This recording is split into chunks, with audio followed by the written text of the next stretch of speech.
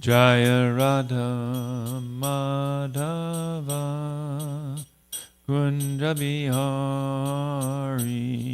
Jaya Radha Madhava Kunja Bihari Jaya Radha Madhava Kunja Bihari Jaya Radha Madhava Kunja Bihari Gopi Jana Vallabha Girivardhari Jaya Gopi Jana Vallabha Girivardhari Jaya Gopi Jana Vallabha Girivardhari Jaya Gopi Jana Vallabha Girivardhari Yasoda Nandana Braja Jana Ranjana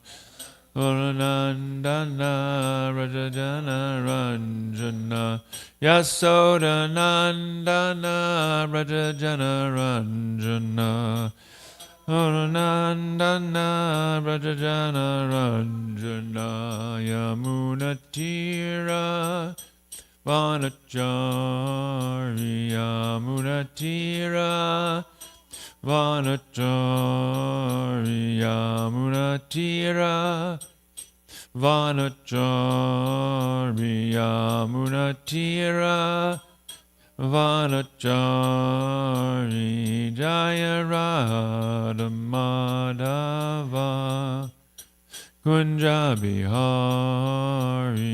Jaya Radha Madhava Kunja Bihari Gopi Jana Vallabha Girivardhari Jaya Gopi Jana Vallabha Girivardhari Jaya Gopi Jana Vallabha Girivardhari Jaya Gopi Jana Vallabha Girivardhari Yasoda Nandana Braja Jana Ranjana Soda Nandana Braja Jana Ranjana Yasoda Nandana Braja Jana Ranjana Soda Nandana Braja Jana Ranjana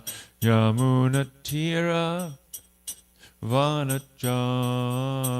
Yamunatira Vanachari Yamunatira Vanachari Yamunatira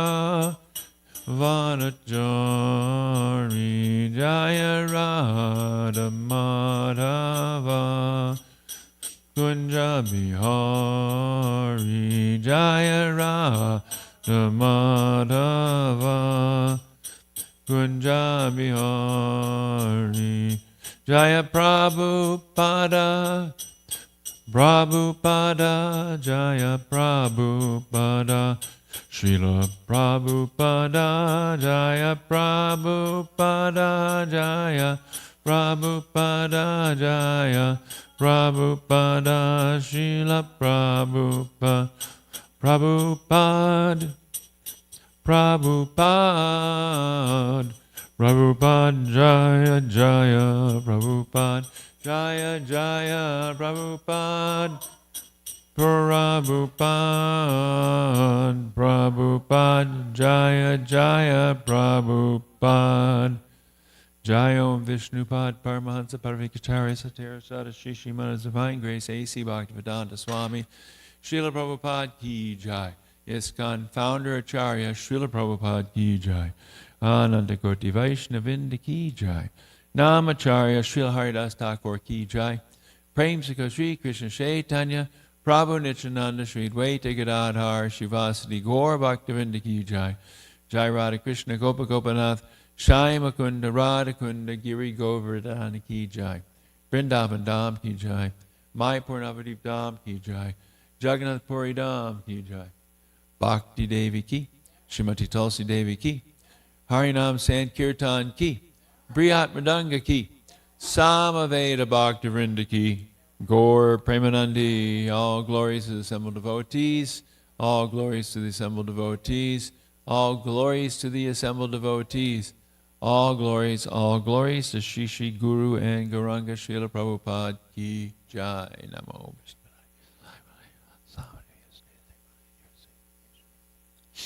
Om Namo Bhagavate Vasudevaya. Om Namo Bhagavate Vasudevaya. Om Namo Bhagavate Vasudevaya. Om Namo Vasudevaya. Om Namo Bhagavate Vasudevaya. Om Namo Bhagavate Vasudevaya. Reading from Srimad Bhagavatam, Canto 10, Chapter 49, Verse 10. Sapatna Madhyesho Chantim Vrikanam Harinim Iva Santavyasyati Mam Vakyai Pitrihinam Chabalakan Sapatna Madhyesho Chantim Vrikanam Harinim Eva Santavyashyati Mam Vakyai Pitrihinam Chabalakan Sapatna Madhyesho Chantim Vrikanam Harinim Eva Santavyashyati Mam Vakyai Pitrihinam Chabalakan.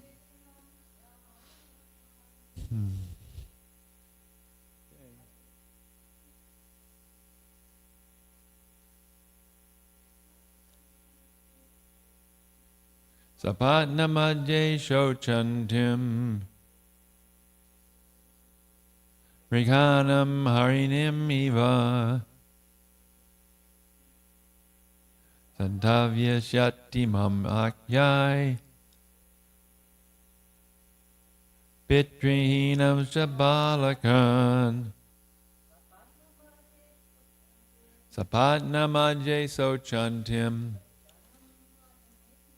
Vrikanam Harinim Eva Santavyashyati Mam Vakyai Pitrihinam Chabalakan. Sapatna of enemies, Madhye in the midst, Chochantim who is lamenting, Vrikanam of wolves, Harinim a doe, Eva like Santavyashyati will he console, Mam me, Vakyai with his words, Pitri of their father, Hinan deprived, Cha and Balakan young boys. Translation by the disciples of Srila Prabhupada. Now that I am suffering in the midst of my enemies, like a doe in the midst of wolves, will Krishna come to console me and my fatherless sons with his words? Please repeat. Now that I am suffering in the midst of my enemies, like a doe in the midst of wolves, will Krishna come to console me and my fatherless sons with his words. There is no purport by the disciples of Srila Prabhupada. There are some commentaries by the Acharyas, rather short. Is it possible to get a glass of water? Thank you. Vishwanath Chakravarti Thakur says, and this is in a form of a conversation, will he console me who am lamenting among enemies like a doe among wolves? Vrikanam of wolves means Vrikanam madhye, among wolves. Jiva Goswami writes, because he remembers you, he has sent me here. This is Akrura speaking. And then Kunti replying, will he console me with his words? She then describes her painful situation. She desired to hear his pleasing voice, just as she desired to hear him, to see him, excuse me. Thank you.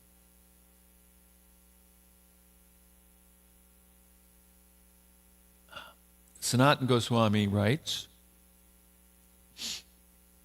because he remembers you, he has sent me here. But will he appear personally and give mercy soon?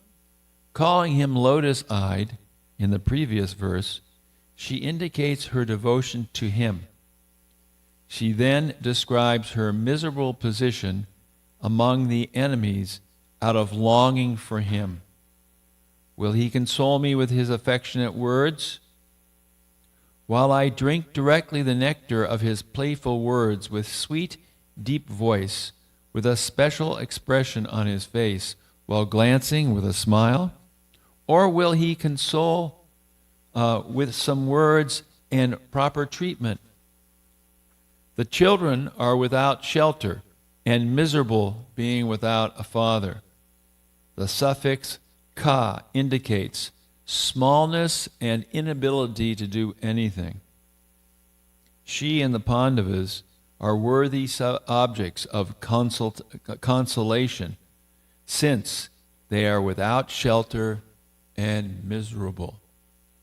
Om Jnana Timirandasya Ganan Shalakaya Chakshu Ummilitangena Tasmai Shri Guruve Namaha Shri Chaitanya Manobishtam Stapitam Yena Bhutale Swayam Rupa Kadamayam Dadati Swabadantikam Nama Om Vishnu Padaya Krishna Prastaya Bhutale Srimati Bhaktivedanta Swaminitanamani Namaste Saraswati Devi Gauravani Bacharani Nirvasesa Shunyavadi Praschachadeshtarni Panchakalpa Charubhyascha Kripa Sindhu Pyepacha Patitanam Pavanevyo Vaishnavebhyo Namo Namaha Jai Shri Krishna Chaitanya Prabhu Nityananda Shri Advaita Gadadhar Shivasati Gaur Bhaktivinda Hare Krishna Krishna Krishna Hare Hare Hare Rama Rama Rama Hare Hare. This is a pitiful condition being described here, as Kunti is saying, I am suffering just like a doe in the midst of wolves. That is a hopeless situation. When there's a wolf pack hunting and they find a defenseless creature like a doe, there's no chance for the doe to be saved. It will take some extraordinary savior to save the doe, because the doe has no defense. The doe is completely defenseless in the sense that she is at the mercy of these merciless wolves. So this is the case of Kunti. She is surrounded by inimical family members who are seeking to eliminate her and her sons so that they can enjoy the kingdom.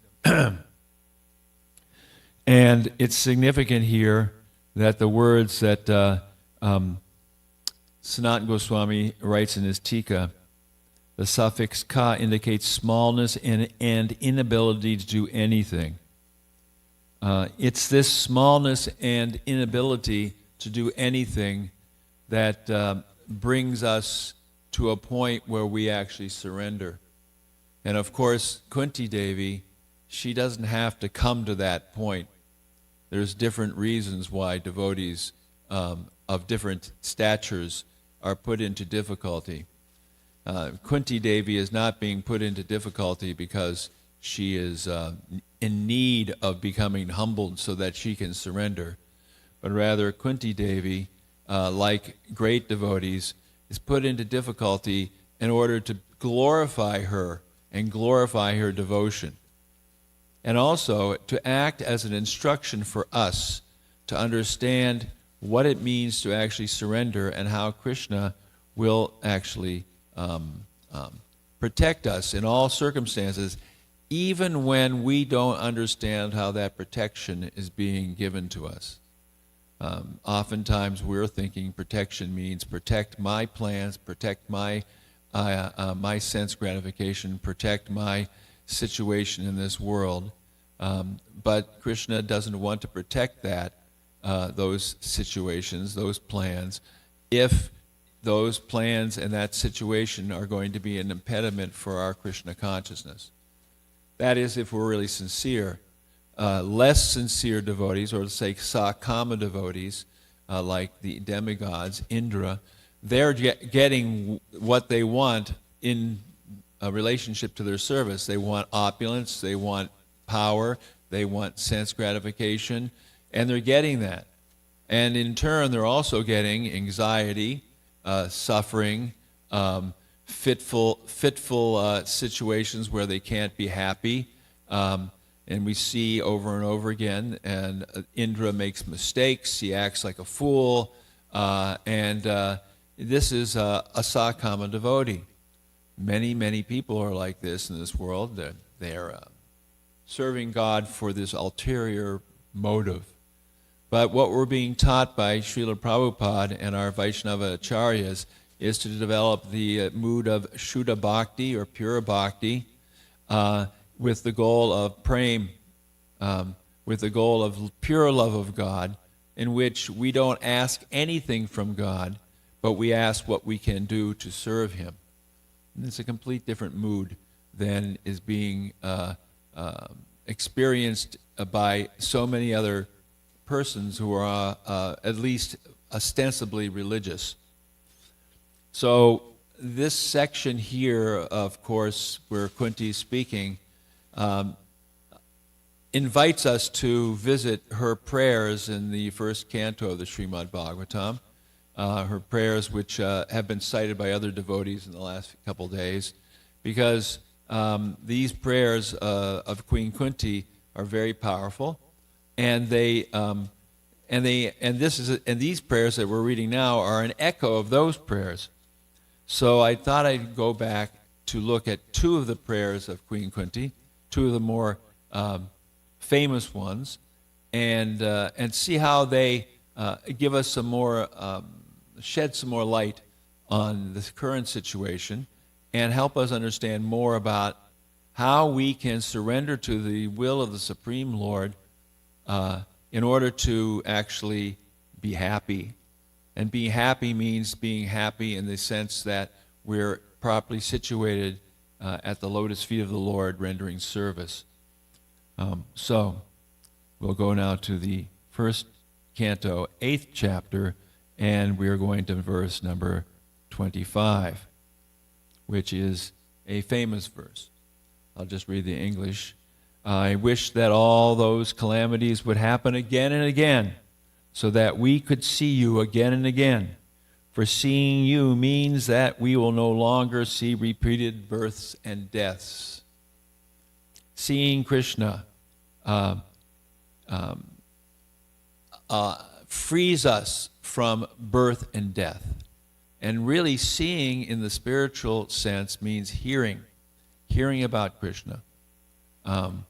We hear again and again about the glories of the Lord and about His merciful activities Bhaktavatsala, saving the devotees and giving mercy to the devotees.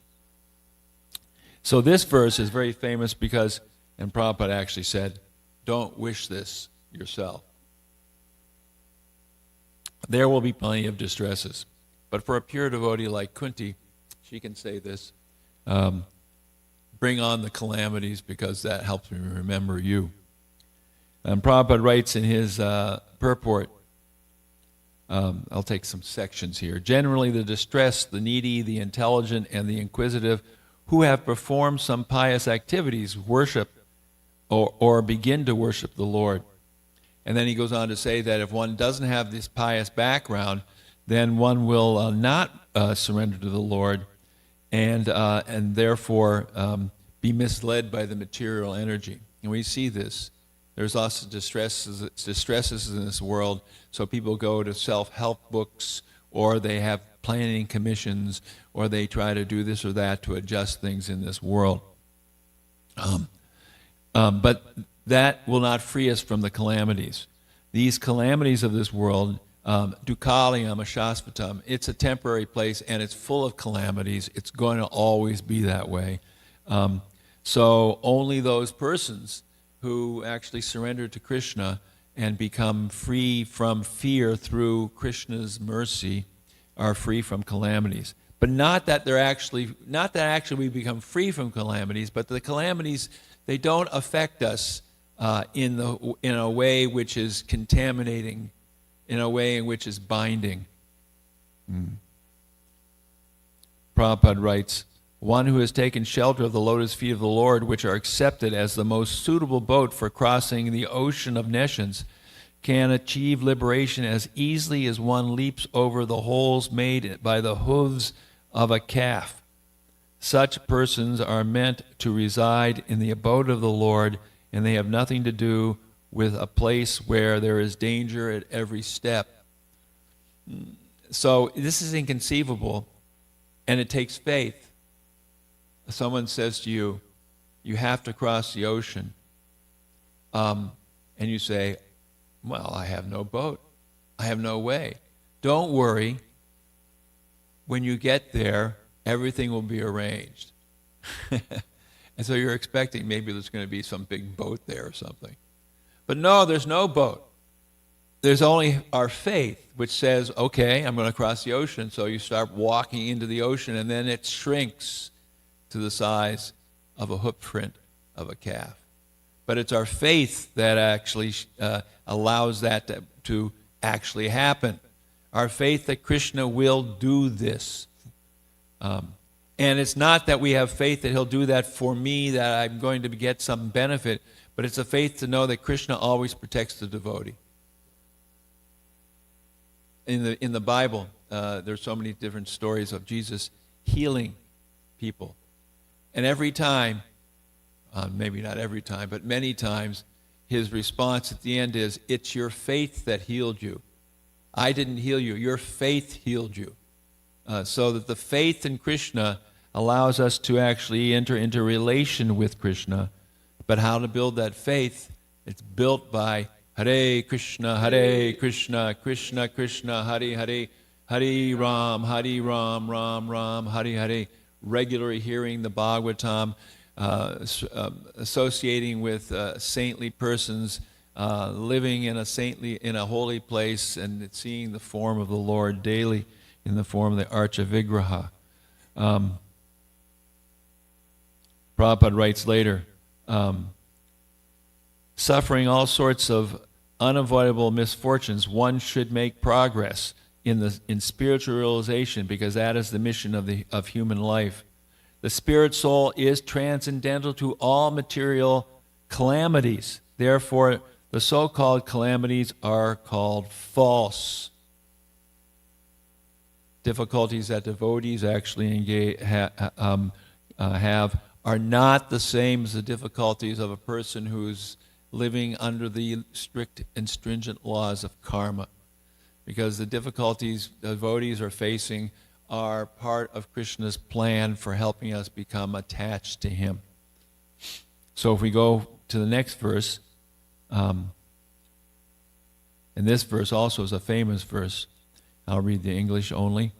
My Lord, your lordships can easily be approached, but only by those who are materially exhausted, a kinchana gochara, one who is on the path of material progress, trying to improve himself with respectable parentage, great opulence, high education, and bodily beauty, cannot approach you with sincere feeling.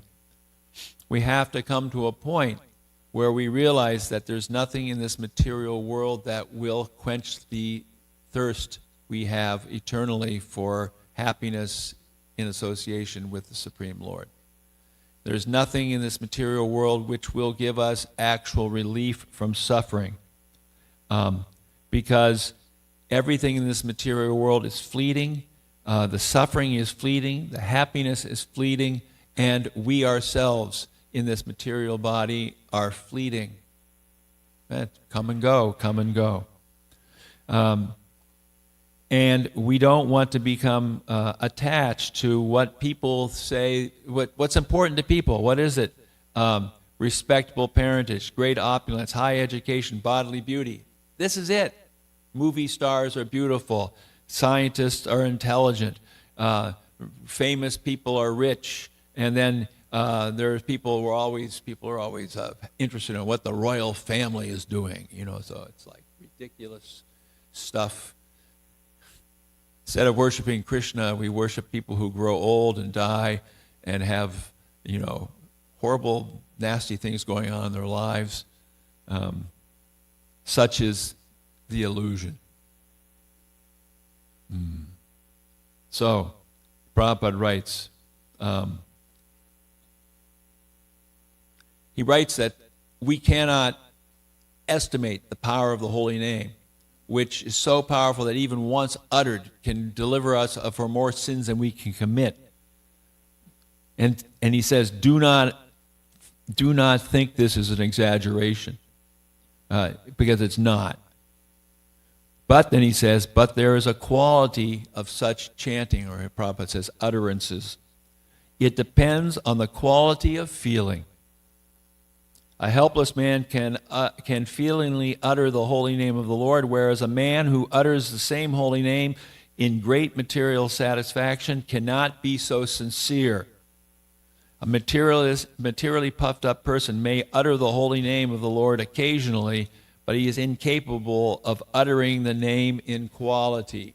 He's not, or she's not, uttering the holy name in the mood of Draupadi as she's in the assembly being completely disgraced, or attempted to be disgraced. He's not, or she's not, uttering like Gajendra, who is now seeing the fact that even though he's a lordly, great elephant, that he's going to die very soon because of the crocodile's grip on his leg.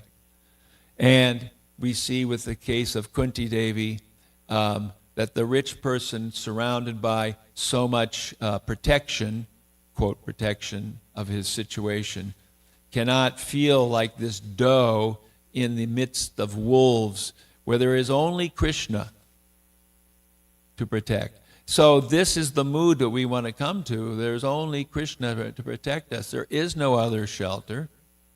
And that's why Lord Chaitanya said, Trinadapi sunichena tarorapi sahishyana amanina manadena kirtaniya sadahari.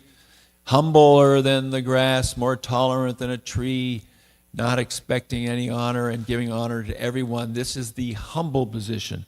And humility is that position in which we can then be able to surrender to the Lord. Prabhupada continues to write here.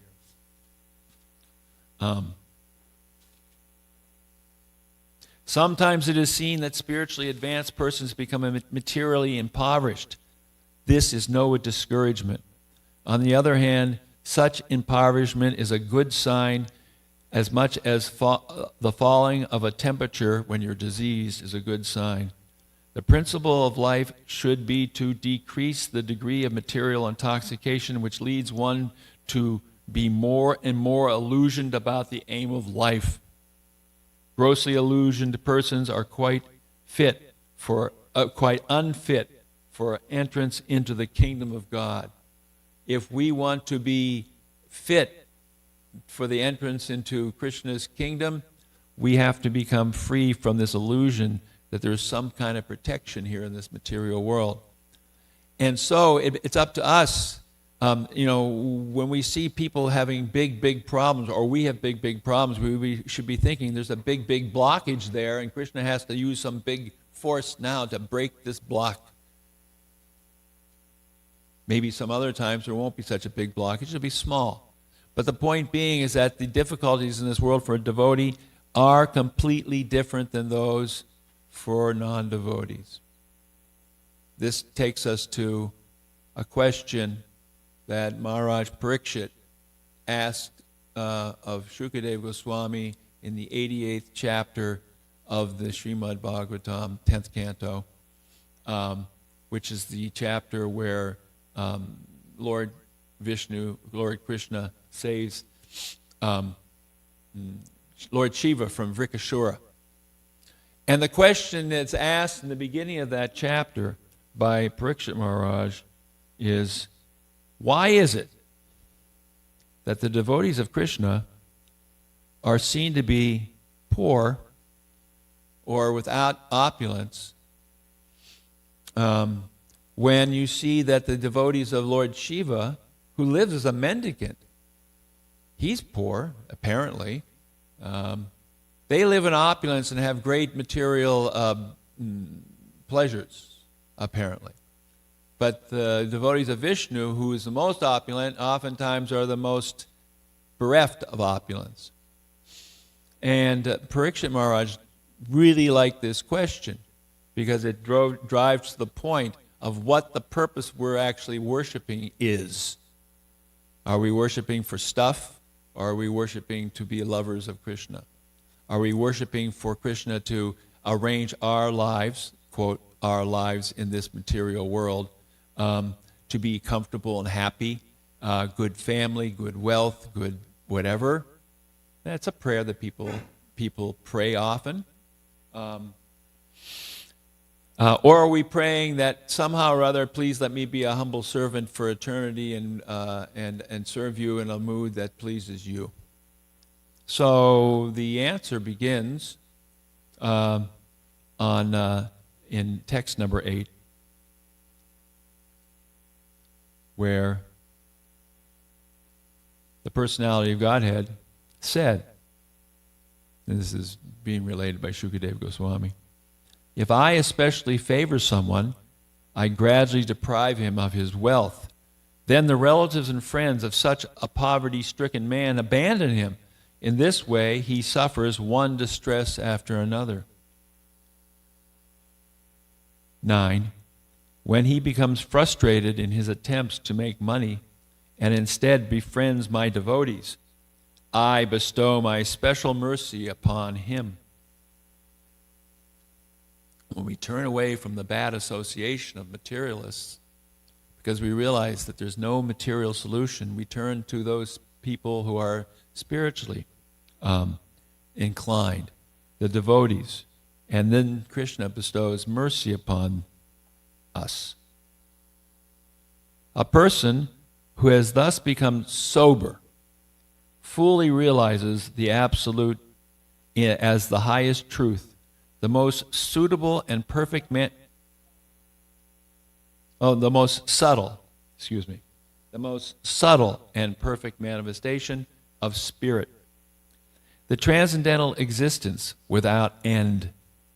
In this way, realizing that the supreme truth is the foundation of his own existence, he is freed from the cycle of material life. I mean, this is very important. A person who has thus become sober fully realizes the absolute truth, the absolute as the highest truth, the most subtle and perfect manifestation of spirit, the transcendental existence without end. In this way, realizing the supreme truth, that the supreme truth is the foundation of his own existence, he is freed from the cycle of material life. So this is the goal of hearing and chanting, of becoming a pure devotee of the Lord. This is the goal. But there's other goals, next verse, that other persons who are following, so-called following a spiritual path or a religious path, and Krishna says this, because I'm difficult to worship, people generally avoid me and instead worship other deities who are quickly satisfied. When people receive kingly opulences from these deities, they become arrogant, intoxicated with pride, and neglectful of their duties. They dare to offend even the demigods who have bestowed benedictions upon them. So this is the materialistic religious person getting benefits. As Krishna says, they avoid him. So we see actually when people in some faiths, they talk about heaven, God's never there. It's their grandma and their dog and their kids and whatever is there. It's a family affair. There's even some religions that say that if you have the bigger the family you have, the better time you'll have in the heaven. So they have more than one wife or whatever. And, this is the plan. But there's no mention of God. I mean, I guess he's there because he's making all arrangements for my enjoyment forever. But this is not the purpose of true spiritual life. The true purpose of spiritual life is to become completely surrendered to Krishna and engage in his service. So going back to this first verse, which is, if I especially favor someone, I gradually deprive him of his wealth, then the relatives and friends of such a poverty-stricken man abandon him. In this way, he suffers one distress after another. This is not Prabhupada. This is the disciples of Prabhupada writing this purport, some sections.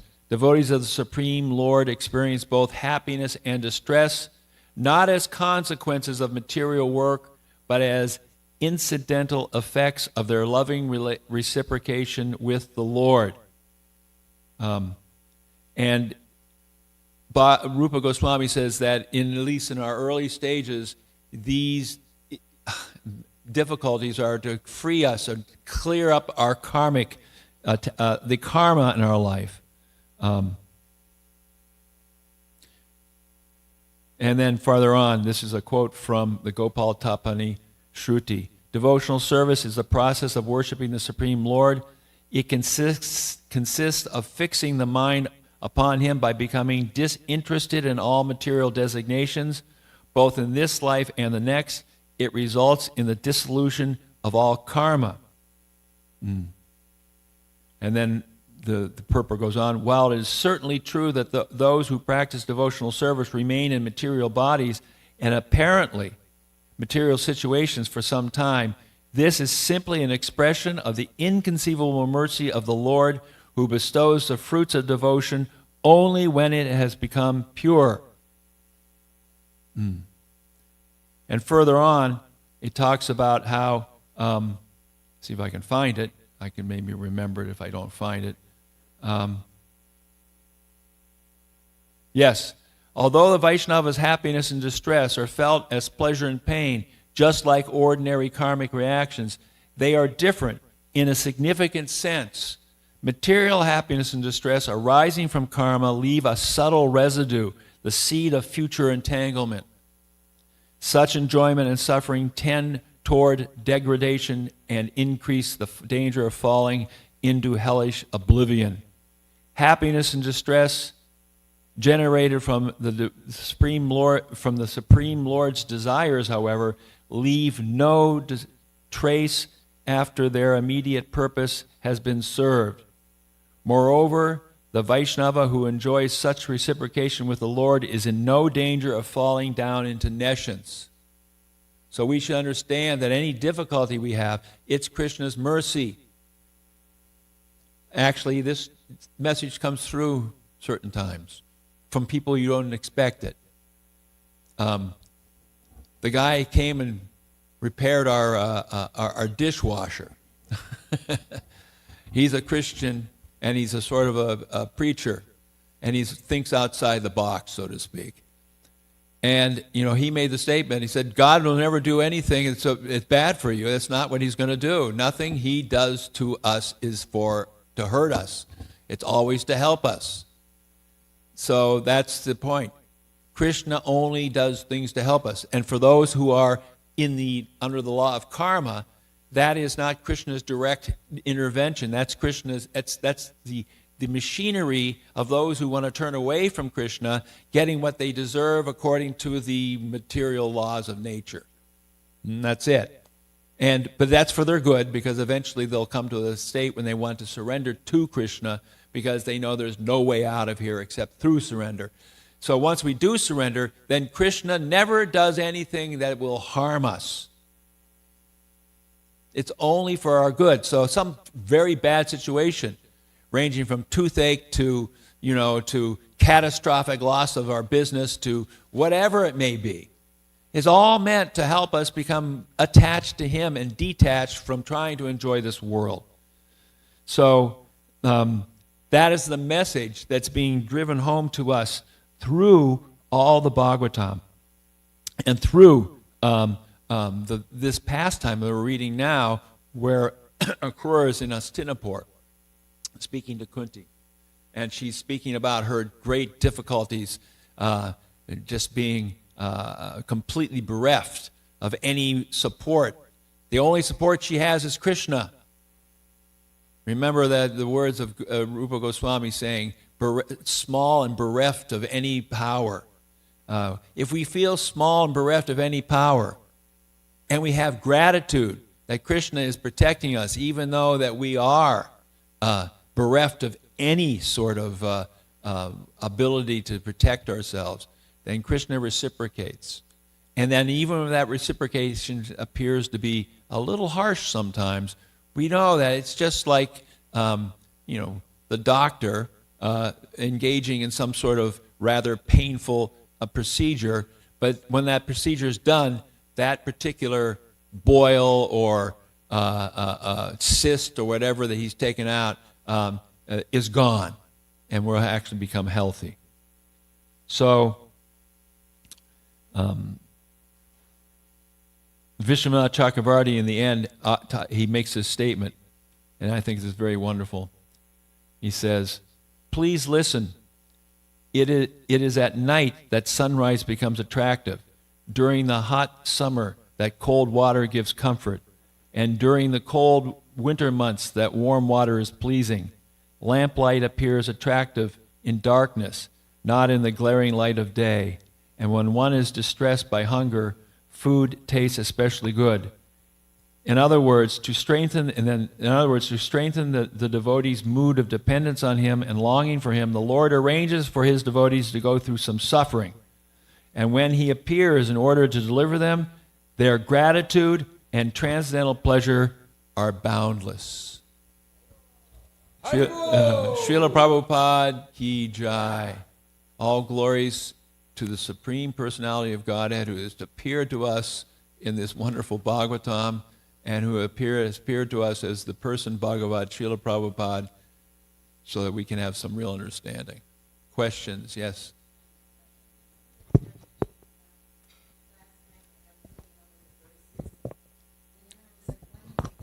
Here we have Kunti's in Hastinapur, and Krishna had come to Mathura and had, slain Kamsa. But how does Kunti know Krishna? I know it's her nephew, but if Krishna was in Vrindavan and he was not revealed yet, and he hasn't come to Hastinapur, then how does she know him? And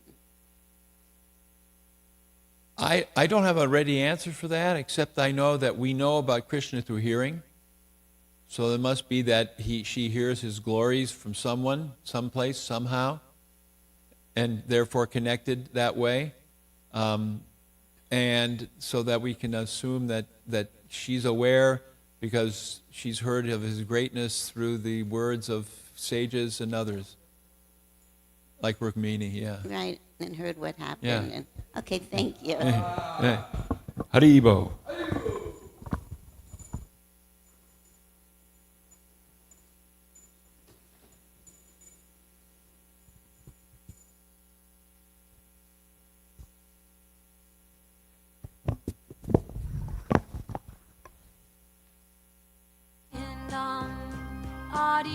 Purusham Tamaham Bhajami Govindam Adi Purusham Tamaham Bhajami Govindam Adi Purusham Tamaham Bhajami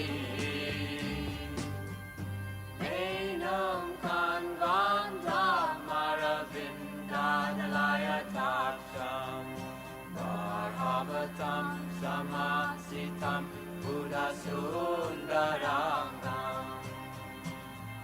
Nandar Bhagom Vidamaniya Vishesha Shobham Govindam Adi Purusham Tamaham Bhajami Govindam Adi Purusham Tamaham Bhajami Govindam Adi Purusham Tamaham Bhajami Angani Asa Sakalem Priya Priti Manti Lasyan Divan Dikayanti Jiram Naganti Ananda Chinmaya Sadhu Jala Vigrahasya Govindam Adi Purusham Tamaham Bhajami Govindam Adi Purusham Tamaham Bhajami Govindam Adi Purusham Tamaham Bhajami Govindam Adi Purusham Tamaham Bhajami Govindam Adi Purusham Tamaham Bhajami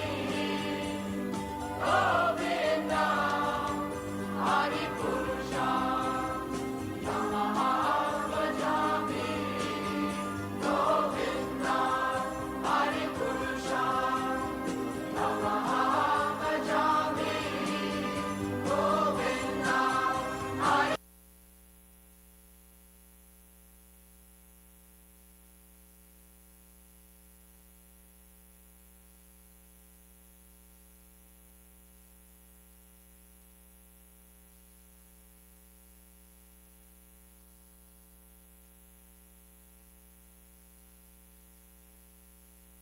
Uto Divan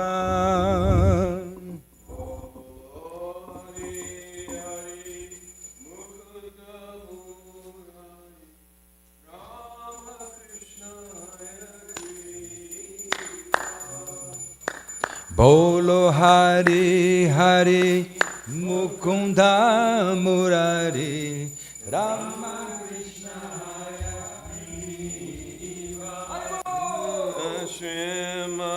Shrimavamana Shrimadusudana Rajendranandana Shama Nashimavamana Govinda Gopala Vrindavana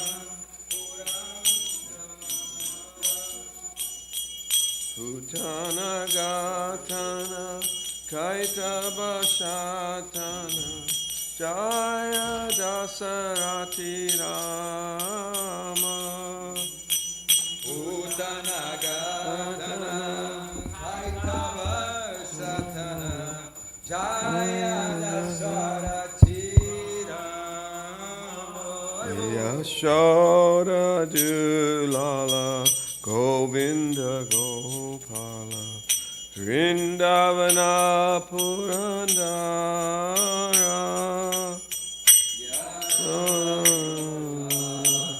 Govinda Gopala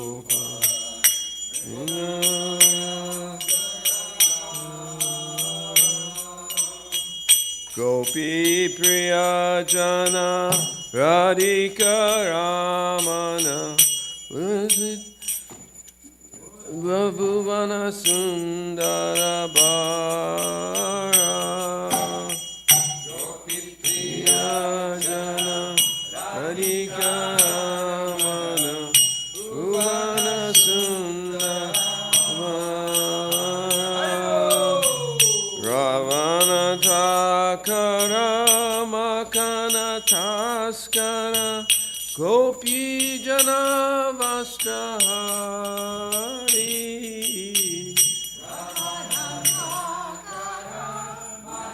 Let us sit down.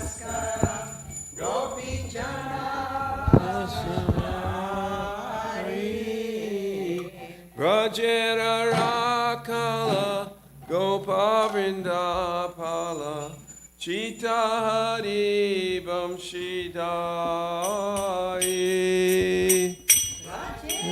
Rakala Gopavrindapala Chita Hari Bamshidai Gogindra Vandana Shri Nandanandana Braja Jana Bayahari Nandana Nandana Jajana Bayahari Navina Nirada Rupa Manohara Mohana Bamsi Bihari Niyana Manohara Mohana Bamsi Bihari Yashoda Nandana Kamsani Sudana Nikunjara Savilasi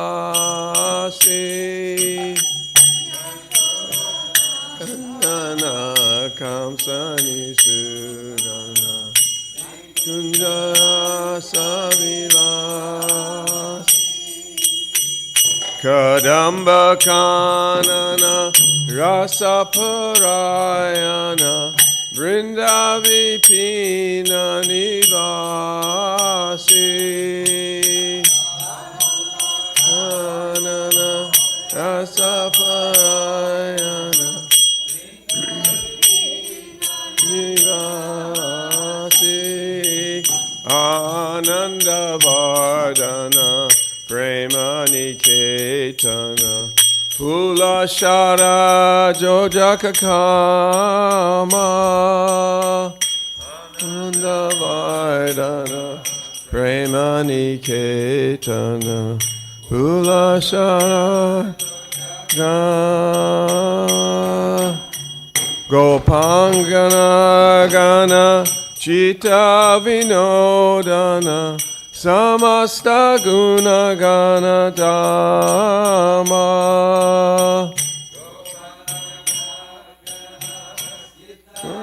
Vinodana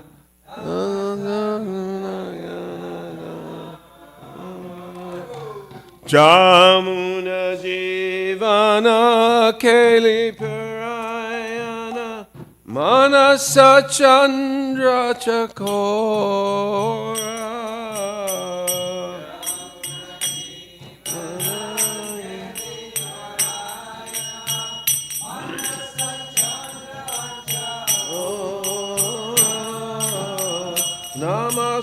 Namasudara Goa Krishna Jasa Rakavachana Manamora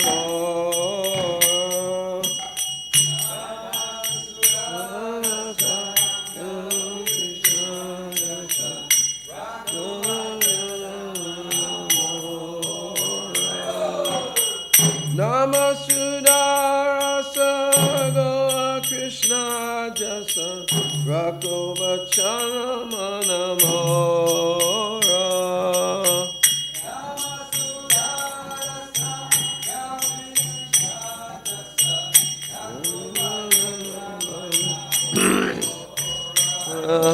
Vibhava Shesha Loka Provicha Nija Chari Uta Jiva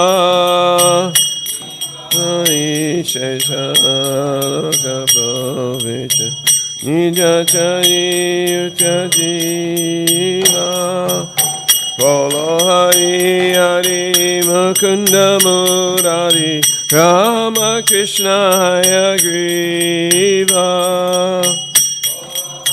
Hari Mukunda Murari Rama Krishna Hayagriva Bolo Hari Hari Mukunda Murari Rama Krishna Hayagriva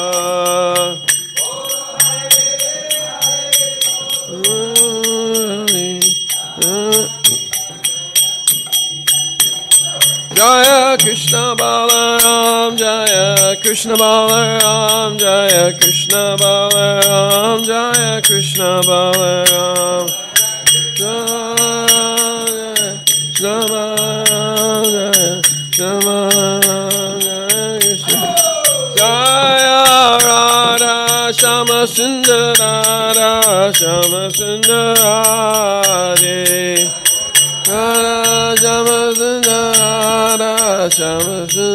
Rad Jaya Gauranitai Gauranitai Gauranitai Jaya Gauranitai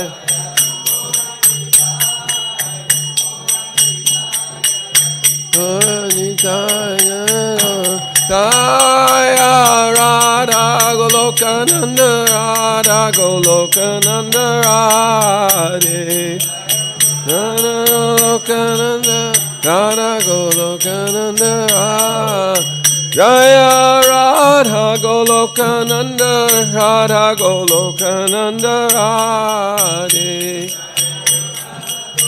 Radha Golokananda Jaya Giri Govardhan Jaya Giri Govardhan Jaya Giri Govardhan Jaya Shri Vrindavan Dham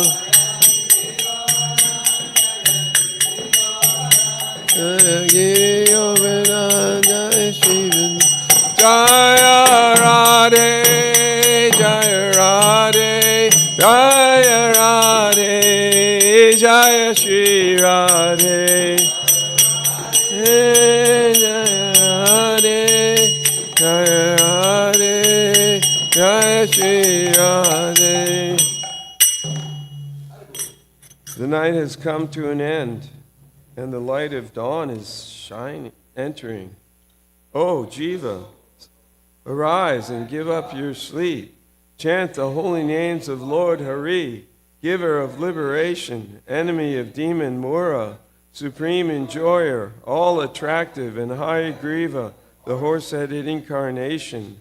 Nrsinga, half man, half lion incarnation. Vamana, dwarf Brahman incarnation. Killer of demon Madhu, beloved son of Vraja's ruler. Beautifully dark complexion, slayer of witch Putana. Destroyer of demon Kaitaba. And victorious son of Dasarath, Lord Ram. Darling of Nushoda. Giver of pleasure to cows, land, and spiritual senses. Cow protector, Lord of Vrindavan, the gopis' beloved, lover of Radhika, and most beautiful in all the worlds. Cause of demon Ravana's demise as Lord Brahm. Bitter thief, robber of the gopi girls' clothes. Young herdsman of Braja, protector of the cowherd boys. Thief of hearts and flute carrier. Worshipped by the best of the gopis. Nanda's joy, remover of all fears for the people of Braja, colored like a fresh rain cloud, enchanting in form and charming while wandering and playing a flute. Yasoda's joy, vanquisher of demon king Kamsa, enjoyer of the rasa dance among the forest groves, and especially under the kadamba trees, and resident of the woods of Vrinda, increasing the ecstasy of his devotees, reservoir of love, The transcendental Cupid who uses his flowered arrows to increase the loving desires of the gopis, the pleasure of the hearts of all coward women and men, and the abode of all wonderful qualities, the life of the Jamuna River, always absorbed in commerce, pastimes, and moon of the mind, which is the like moonlight feeding Chakora bird. Heed my words, O mind. These holy names are full of nectarian mellows. Therefore sing the glories of Krishna. Srila Bhaktivinoda Thakur ki jai. Panamarjanam bhavadavami